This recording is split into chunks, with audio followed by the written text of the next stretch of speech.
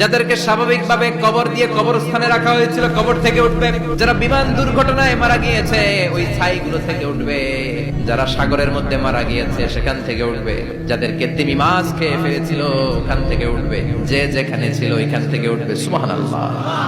লক্ষ লক্ষ মানুষ উঠে বলবে আমাদের ঘুম ভাঙাইলো কে? ফেরেশতারা বলবে হাযা মা ওয়া'দার রহমান, আজকে হলো ওই দিন যেদিনের প্রতিশ্রুতি রহমান দিয়েছিল। সূর্যটা মাথার কাছে চলে আসবে সেদিন।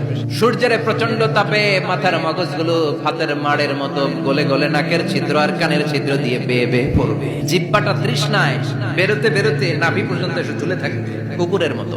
মা তার মেয়েকে দেখে দৌড়ে পালাবে।